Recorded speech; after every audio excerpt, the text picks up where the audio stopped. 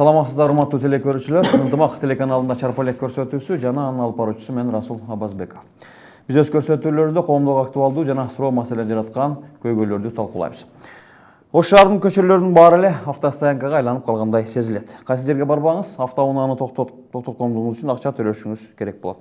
Бул маселе коомчулуктун талкуусунда көптөн бери жүргөн жана акыркы маалыматтарга караганда, кече жакында көчөгө токтогон автоунаадан 5 жылдан бери акча алып келаткан Ош мэриясынын ишмердүүлүгүн прокуратура мыйзамга туура келбейт деп эскертүү берген.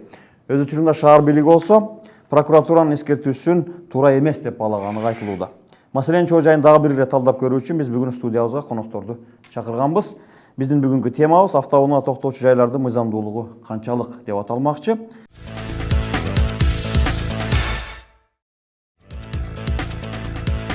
Бүгүнкү чарпалектин коногу Кадырахун Жолдошбаев. Ош шаардык мэриясынын жеке турак жай куруу, жер пайдалануу, турак жай маселелери боюнча департаментинин өкүлү.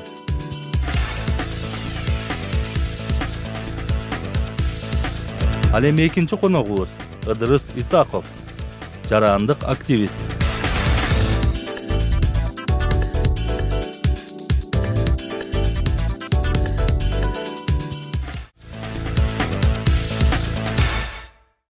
Урматтуу коноктор, саламатсыздар дагы бир жолу. Биздин студияга куш келипсиздер.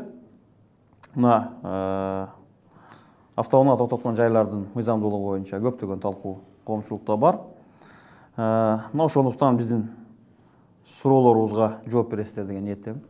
Биринчи суроом мэриянын өкүлү катары Кадырахун мырза сизге берейин.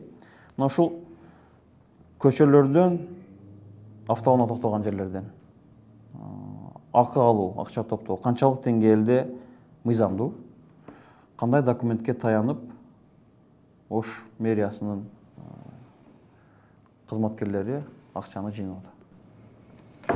Бул сурооңузга мен төмөндөгүчө жооп берет элем. Бул Ош шаарынын ичиндеги авто токтомолор, автогараждар, автопарковкалар жөнүндө бул жумуш бүгүн же кечээ эле пайда болгон эмес.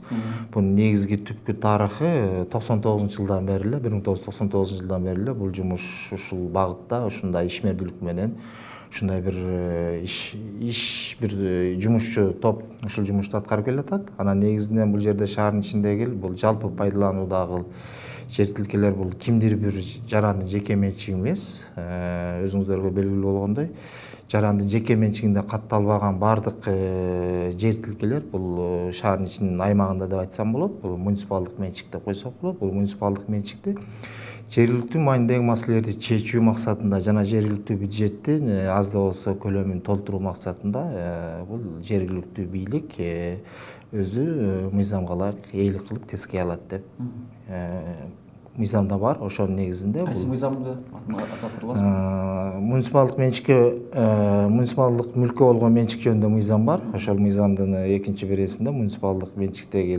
аймакты же мүлктү жергиликтүү маанидеги маселелерди чечүү үчүн жергиликтүү бийлик өзү каалгандай ээлик кылат. Жергиликтүү бийлик өз эмесине карап ыңгайына жараша чечсе болот деген. Чечсе болот. Пункттары бар ушул жерде. Ыдырыс мырза, бул маселени мисалы кече жакында сиз дагы көтөрүп чыктыңыз. Кечеги эле макалаңызда да Кадырахун мырза жооптуу тарап катары мыйзамдуу деп айтып атат да. Сиздин оюңуз боюнча канчалык деңгээлде негизделген? Анан кийин мына ушинтип эле акча топтой берүү канчалык деңгээлде туура келет да? Эми кандай гана чоң шаар болбосун дароо эле айтып коюш керек, мына парковка деген түшүнүк бар.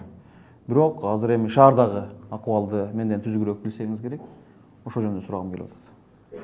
Эми биз көбүнчө мынтебиз да, бул мыйзамдуу, мыйзам жол берет деп анан кээ бир иштерди кыла беребиз. Бирок биз биринчи кезекте Кыргызстанда негизи мамлекеттик деңгээлде алганда 2-3 эң негизги элдин алдында бийликтин милдеттери бар да. Мисалы, ошол эле тынчтыкты сактоо, ошол эле мисалы пробка башка нерселерди жоюу, жумуш орун менен камсыз кылуу.